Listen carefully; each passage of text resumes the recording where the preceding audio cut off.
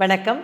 இன்றைக்கு நாம் தரிசிக்க இருக்கும் திருத்தலம் திருச்சிக்கு மிக அருகில், திருச்சியிலிருந்து ஒரு 20 கிலோமீட்டர் தொலைவில் காவேரி கரையில் அமைந்துள்ள ஒரு அழகான திருத்தலம். நமக்கு எப்பொழுதுமே எவ்வளோ கோயிலுக்கு போனாலும் வெங்கடாச்சலபதி கோவில் அப்படின்னா அது சம்திங் ஸ்பெஷல். ஏன்னா திருப்பதியில் போய் அவரை நின்று ஒரு இத்தனை நேரம் 8 மணி நேரம் 10 மணி நேரம் கால் கடுக்க நின்று தரிசிப்பதை விட இந்த மாதிரி ஏதான ஒரு பக்கத்தில் இருக்கிற ஒரு பெருமாள் கோவிலாக இருந்தால், அதிலும் அந்த பெருமாள் வெங்கடாச்சலபதியாகவே இருந்தால் நமக்கு ரொம்ப சந்தோஷமாக இருக்கும். அந்த பெருமாளை போய் பக்கத்தில் நின்று கொஞ்சம் நேரம் தரிசிக்கலாம். அவரை ஜரகண்டின்னு சொல்லாமல் நம்ம பாதாதி கேசம் தரிசிக்கலாம் அப்படின்னு நாம் ஆசைப்படுவோம். அதனால தான் எல்லா ஊர்கள்லையும் அந்த வெங்கடாச்சலபதி எப்படி இருக்காரோ, திருப்பதி தேவஸ்தானத்தின் மூலமாகவே கூட நிறைய இடங்கள்ல அதே பெருமாளின் ஸ்வரூபத்தை நிர்மாணம் செஞ்சு நம்ம தரிசிக்கிறதுக்கு ரொம்ப ஏதுவா பண்ணி வச்சிருக்காங்க. அதனால் நாம இப்ப தரிசிக்க போற திருத்தலம் ரொம்ப பழமையான குணசீலம் திருத்தலத்தில் எழுந்தருளி இருக்கும் பிரசன்ன வெங்கடாச்சலபதி, பிரசன்ன வெங்கடேச பெருமாள். இவரைத்தான் நாம் தரிசிக்க போகின்றோம். வாருங்கள், என்னோடு நீங்களும் குணசீலம் பிரசன்ன வெங்கடேச பெருமாளை தரிசிக்கலாம்.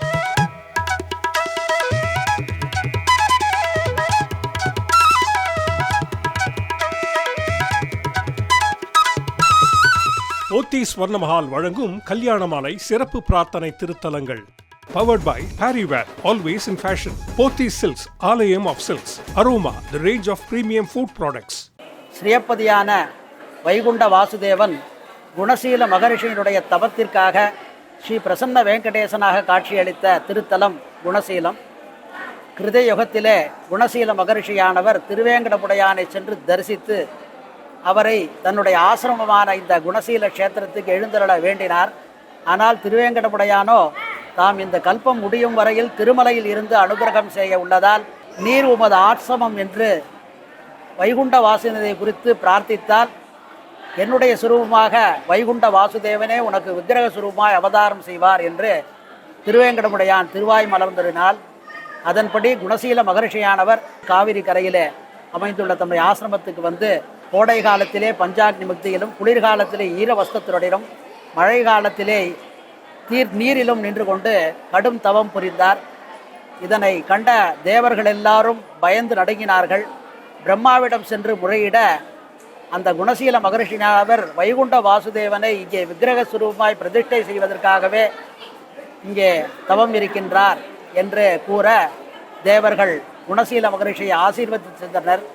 அதன்படி குணசீல மகருடைய தவத்திற்காக வைகுண்ட வாசுதேவன் ஹிருதயுகம் புரட்டாசி மாதம் திருவோண நட்சத்திரம் சனிக்கிழமை சிம்மலக்னம் கூடிய சுபதினத்திலே குணசீல மகரிஷிக்கு வைகுண்ட வாசுதேவன் இங்கே காட்சியளித்தார். அவ்வாறு காட்சியளித்த குணசீல மகரிஷியானவர் எம்பெருமானை பிரார்த்தித்தார்.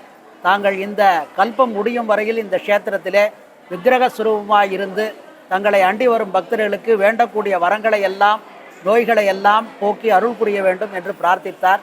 அதன்படி வைகுண்ட வாசுதேவனும் குணசீல மகரிஷியுடைய வேண்டுதலுக்காக இங்கே விக்கிரக சுரூபமாய் எழுந்தருளினார். அவ்வாறு விக்கிரக சுரூபமாய் எழுந்தருளிய எம்பெருமானை கிருத, திரேதார, துவாபரம் என்ற 3 யுகங்களிலே ஸ்ரீ வைகானச பகவத் சாஸ்திர முறைப்படி குணசீல மகரிஷி ஆராதனம் செய்து வந்தார். அதன் பின் தன்னை புற்றிலே மறைத்து கொண்ட எம்பெருமான் சோழ அரசனான ஞானவர்ம அரசனுடைய காலத்திலே அவருடைய கோசாலையானது இங்கே இருந்தது.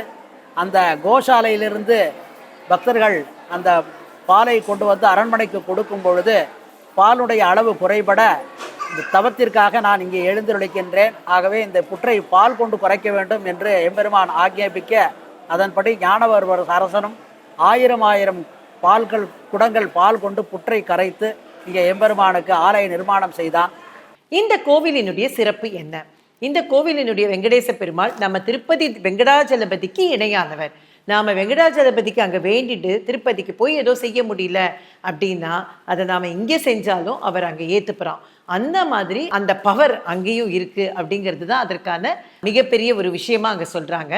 குணசீலம் அப்படிங்கிறது எதற்கு ரொம்ப முக்கியத்துவம் வாய்ந்தது அப்படின்னா, கொஞ்சம் மனநலத்தில் பிறழ்வு இருக்கிறவங்க, எப்பொழுதும் இருக்கிற அந்த இன்டலெக்சுவல் லெவலில் இல்லாமல் அதற்கு கொஞ்சம் கீழே இருக்கிறவங்களுக்கு இந்த கோவிலுக்கு வந்தால் கட்டாயமாக அந்த பிரச்சனையிலிருந்து விடுபடலாம் அப்படிங்கிறது காலமாக இருக்கக்கூடிய நம்பிக்கை.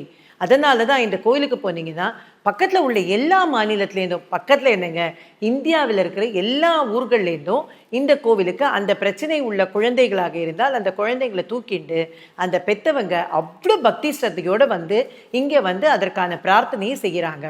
இதற்கான பிரார்த்தனை எப்படி செய்யணும் அப்படின்னா, ஒரு 48 நாட்கள் இங்கேயே தங்கி இந்த கோவிலில் வழிபாடு நடத்தி அவங்க வந்து அதற்கான ஒரு சின்ன ப்ராசஸ் வச்சுருக்காங்க. அந்த வழிபாடெல்லாம் முடித்து பீதி நாசனம்னு சொல்லுவோம்ல, நம்ம மனதில் இருக்கும் பயத்தை போக்கக்கூடிய புனித நீரை தெளிப்பாங்க இல்லையா, அது மாதிரி செய்வாங்க. குறிப்பாக அதை வந்து மதியம் 12:30 மணிக்கு அந்த உச்சி காலத்துலேயும், அதே மாதிரி அர்த்தஜாம பூஜையின் போதும், அது வந்து ராத்திரி 8-8:30 மணிக்கு இருக்கும். அந்த மாதிரி நேரத்துலையும் தான் அந்த புனித நீரை தெளிப்பார்கள். அது அவ்வளவு விசேஷமாக கருதப்படுகின்றது. அதனால தான் நாள்தோறும் எத்தனையோ பேர் இங்கே வந்து இந்த கோவிலிலேயே தங்கி அவங்க இந்த வழிபாட்டை முடிச்சுட்டு அவ்வளோ பேர் நம்பிக்கையோட நம்ம குழந்தைக்கு நிச்சயமாக சரியாயிடுங்கிற நம்பிக்கையோட அவங்க வந்து அந்த கோவிலுக்கு வந்துட்டு போகிறாங்க.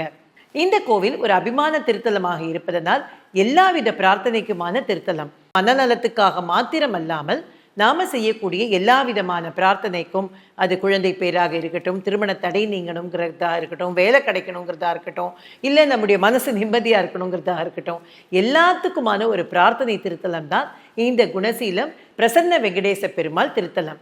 இந்த கோவிலினுடைய சம்பிரதாயம் வந்து 6 கால பூஜை உண்டு, பிரம்மோற்சவம் இருக்குது, அதை தாண்டி நிறைய விசேஷங்கள் இருக்குது. திருப்பதி பெருமாளுக்கு எதெல்லாம் உகந்ததோ அது இந்த பெருமாளுக்கும் உகந்தது. இந்த கோவிலோட விசேஷம்னா, சிவன் தான் வந்து அபிஷேக பிரியன், பெருமாளுக்கு வந்து அலங்கார பிரியன் தான். அதனால தான் பெருமாள் கோவிலெல்லாம் வாரத்துக்கு ஒரு நாள் அபிஷேகம், இல்லைன்னா ஏகாதசியும் போது திருமஞ்சனம் அப்படி தான் இருக்கும். ஆனால் இந்த கோவிலினுடைய சிறப்பு அம்சம் என்ன அப்படின்னா, இந்த கோவிலினுடைய பெருமாளுக்கு தினம்தோறும் திருமஞ்சனம் உண்டு. அதே மாதிரி தாங்க திருப்பதி பெருமாள் கோவிலுக்கு பிரம்மோற்சவம் என்பது புரட்டாசி மாதம். இந்த கோவிலின் பிரம்மோற்சவமும் புரட்டாசி மாதத்தில் தான் நடக்கின்றது. அது வந்து ஒரு 11 நாள் திருவிழாவாக நடக்கிறது. ஆவணி மாதம் பவித்ரோற்சவமும் நடக்கிறது. அது 3 நாள் திருவிழாவாக நடக்கும். திருப்பதி வெங்கடாஜலபதி பெருமாளை பாதாதி கேசம் நிதானமாக தரிசிக்க வேண்டும், அவருடைய உருவத்தை நாம் உள்வாங்கிக் கொள்ள வேண்டும் அப்படின்னு நாம் யோசிச்சா, நம்ம மனசுல இருக்கிற கவலைகள்லாம் நீங்கி நம்ம ஒரு புத்துணர்ச்சியோட நம்முடைய வாழ்க்கை இருக்கணும் அப்படின்னு யோசிச்சா, கட்டாயமாக நாம வண்டி எடுத்துட்டு போக வேண்டிய திருத்தலம் குணசீலம் பிரசன்ன வெங்கடேச பெருமாள் திருத்தலம். அதனால் திருச்சிக்கு செல்பவர்களாக இருக்கட்டும், அந்த வழியில் செல்பவர்களாக இருக்கட்டும், இல்லைனா இந்த கோவிலுக்கு செல்ல வேண்டும் என்பதற்காகவே நீங்கள் திட்டமிட்டு குணசீலம் பெருமாளை ஒரு முறை தரிசியுங்கள்.